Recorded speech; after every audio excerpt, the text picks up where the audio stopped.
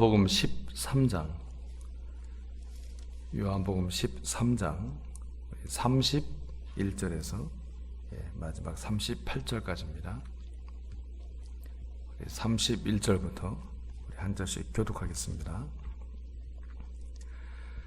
그가 나간 후에 예수께서 이르시되 지금 인자가 영광을 받았고 하나님도 인자로 말미암아 영광을 받으셨도다.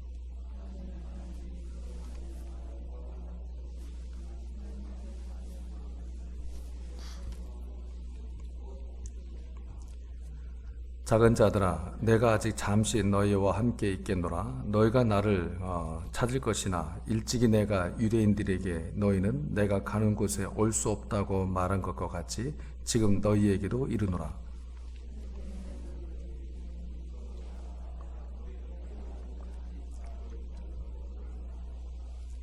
너희가 서로 사랑하면 이로써 모든 사람이 너희가 내 제자인 줄 알리라.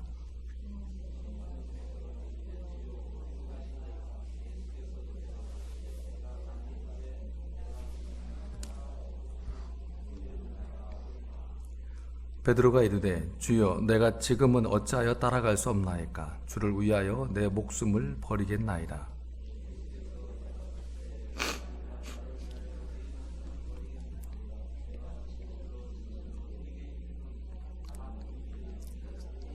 나를 부인하리라. 아멘. 오늘 이 본문 말씀에 등장하는 베드로는 어떤 사람인가 하면 예수님의 사랑을 받고 또 구원을 받아서 하나님의 백성이 되었음에도 불구하고 이때까지 베드로는 여전히 자기 열심으로 사는 그런 사람입니다. 그러니까 신앙적인 표현을 쓰면 이때까지 베드로는 여전히 육적인 그리스도인에 이제 머물렀던 겁니다. 이 베드로가 영적이질 못하고 육적인 그 그리스도인이라는 것이 어디서 잘 나타나는가 하면 베드로는 언제나 열심을 내고 언제나 혼인합니다. 복음서를 보면 베드로가 주님께 칭찬받은 것은 사실 딱 한 번밖에 없는 것으로 기록되고 있습니다. 주는 그리스도시고 살아계신 하나님의 아들이십니다. 이때 딱 한 번 칭찬을 받고 베드로는 무슨 말만 하면 혼나고 또 베드로가 나서기만 하면 사건이 터집니다. 근데 원래 베드로는 복음서에 기록하고 있는 것처럼 인간적으로 참 매력 있는 사람이고 또 참 좋은 그 사람임에는 틀림이 없었던 것 같습니다. 의리도 있고 또 따뜻하고 또 용감한 사람이고 리더십도 있는 사람이었던 것 같습니다. 그러니까 인간적으로 보면 제자 중에 베드로가 가장 나은 사람인 것 같습니다. 그런데 성경이 인간적으로 참 괜찮아 보이는 이런 베드로를 자꾸 등장시키는 것은 성경이 요구하는 신앙과 우리 사람이 생각하는 신앙이 무엇에서 가장 틀리는가를 설명하는데 가장 대표적인 사람이 바로 이 베드로이기 때문입니다. 36절을 보면 이렇게 기록하고 있습니다. 우리 36절 같이 보도록 할까요? 시작. 시몬 베드로가 이르되 주여 어디로 가시나이까? 예수께서 대답하시되 내가 가는 곳에 네가 지금은 따라올 수 없으나 후에는 따라오리라. 이때 베드로가 말합니다. 주님 가시는 곳은 제가 어디든지 따라가겠습니다. 주님 위해서라면 내가 목숨도 기꺼이 내놓겠습니다. 그냥 하는 말이 아니었습니다. 그럴 자신이 있었죠. 그러자 예수께서 뭐라 말씀하시는가 하면 38절을 보면 닭 울기 전에 네가 3번 나를 부인할 거다. 그리고 나서 바로 그날 저녁 늦은 시각에 예수님은 잡혀서 끌려가시고 다음날 새벽에 베드로는 예수님 보는 앞에서 예수님을 나는 예수란 자를 모른다 3번 부인합니다. 그러자 닭이 울죠. 그러면 베드로가 나는 주님을 위해서 목숨을 버리겠습니다. 이렇게 한 맹세와 약속이 시간적으로 따지면 8시간을 못 간 겁니다. 베드로는 정말 주님을 위해 목숨 버릴 자신이 있었습니다. 그렇게 맹세를 했는데 그 뜨거운 맹세가 채 식기도 전에 8시간이 넘게 되기도 전에 나는 저자를 모른다.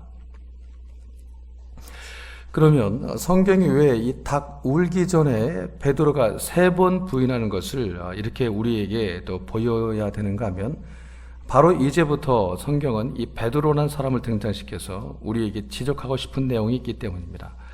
여러분, 이 성경은 주님을 위하여 우리가 뜨거워지는 것을 신앙이라고 말하지는 사실 않습니다. 그럼 뜨거워지지 말라는 거예요. 물론 그렇지 않습니다. 우리는 또 뜨거워져야만 합니다. 근데 여기가 참 어려운 대목인 것 같습니다. 저 같은 목회자들도 그렇고 여러분들도 이것이 참 쉽지 않습니다. 베드로가 얼마나 뜨거웠던 사람입니까? 그런데 예수님은 베드로의 그 뜨거움에 찬물을 부으시곤 했습니다. 왜 그렇습니까?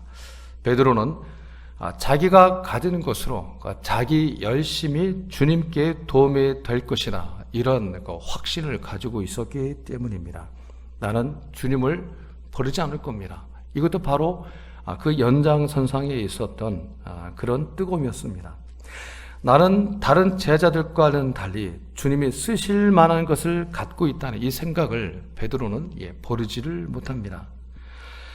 어쩌면 베드로가 잡혀가신 주님을 끝까지 따라간 것도 바로 이 자존심 때문은 아니었는가, 그런 생각이 듭니다. 시편 51편 16절 17절을 보면 이런 말씀이 있습니다. 또 새벽이긴 하지만 한번 볼까요? 시편 51편 한번 찾아보십시오. 시편 51편 16절 17절, 우리가 잘 아는 그런 말씀입니다.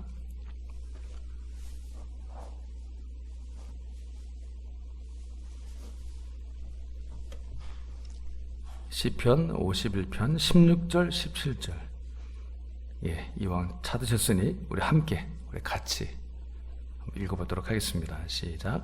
주께서는 제사를 기뻐하지 아니하시나니 그렇지 아니하면 내가 드렸을 것이라. 주는 번제를 기뻐하지 아니하시나이다. 하나님께서 구하시는 제사는 상한 심령이라. 하나님이여, 상하고 통회하는 마음을 주께서 멸시하지 아니하시리이다. 상한 심령이 뭘 뜻하는 것일까? 상한 심령이란 이런 겁니다. 내 속에 분명히 선에 대한 요구는 있는데, 주님을 따르고 싶은 그런 참 귀한 뜻은 있는데, 그 선한 뜻을, 그 선을 행할 능력이 없다는 것이 상한 심령입니다. 그러니까 착하고 살고 싶은데 그럴 능력이 없는 자신에 대해서 좌절하는 마음이, 그게 상한 심령입니다. 지금 내가 잘못했습니다, 이 회개를 강조하는 것이 아닙니다. 그 잘못할 수밖에 없는 우리가 누군가를 확인하라는 겁니다. 그것이 상한 심령입니다. 그리고 성경은 언제나 이것이 확인된 자리로부터만 우리의 신앙이 출발한다 말씀을 하고 있는 겁니다. 사도 바울이 그의 전 생애를 걸쳐서 복음의 능력을 드러내고 또 많은 사람들을 주님께 인도하는 것이 분명한 사실입니다만, 그러나 사도 바울이 자신이 평생을 그 주님 일을 하면서 그가 배운 게 뭔가 하면, 내가 가진 것을 하나님 앞에 바치는 싸움이 아니더라는 겁니다. 바울은 그걸 알고 말았습니다. 사도 바울은 그래서 그 신앙이 가장 깊은 경지에 이르렀을 때 마침내 자기를 보게 되는 겁니다. 그래서 이렇게 고백하는 거죠. 우리가 너무나 잘 알지 않습니까? 디모데전서 1장 15절 말씀. 내가 이제서 알게 되는데 내가 죄인 중에 괴수였구나.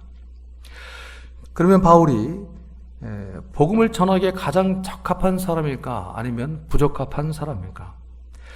바울은 복음을 전하기에 가장 부적합한 자입니다. 우리 사람의 생각으로 볼 때는. 그렇죠. 그러면 성경적으로 볼 때는 이 사람이 가장 적합한 자가 된다는 얘기가 됩니다.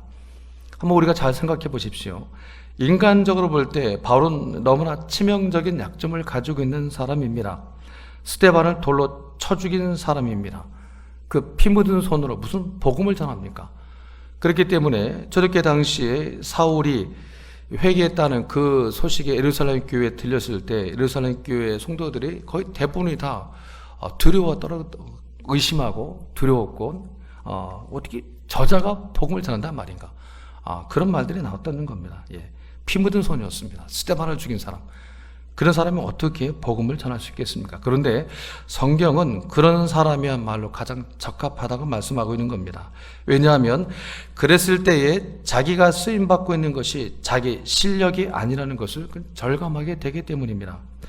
사실 성경은 언제나 우리에게 그렇게 말씀하고 싶은 겁니다. 여러분, 우리가 열심을 내서 신앙생활을 하면서 직면하게 되는 사실 가장 큰 어려운 영적 싸움이 뭔가 하면 내가 하나님을 이렇게까지 도와드릴 수 있다는 생각이 사실 가장 늘 어려운 영적 싸움입니다.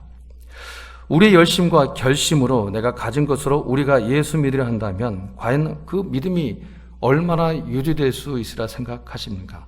그 뜨거웠던 베드로도 주님을 위해 목숨을 걸겠다고 맹세한 지 하루도 지나지 않았습니다. 제 8시간도 안 지나서 나는 저자 모른다 저주하면서 부인합니다. 여러분, 베드로만의 문제가 아니라는 거죠. 복음서가 이 베드로 사건을 괜히 기록한 게 아닙니다. 그건 우리 문제이기 때문입니다. 사실 우리 사람이 그런 존재입니다. 우리는 주님께 드릴 게 없는 존재입니다. 내가 그렇게 자랑스럽게 꺼내놓는 것이 하나님께는 방해가 된다는 것을 우리는 알아야만 합니다. 그리고 그 사실을 깨닫는 것이 상한 심령이고 그 상한 심령을 하나님이 사용하십니다. 오늘 하루가 바로 그런 복된 하루 되실 수 있기를 바랍니다. 상한 심령으로 주 앞에 나오게 될 수 있기를, 이런 날을 써주시니 하나님 감사합니다. 그런 은혜 부요한 오늘 하루 될 수 있기를 주의 이름으로 축원합니다.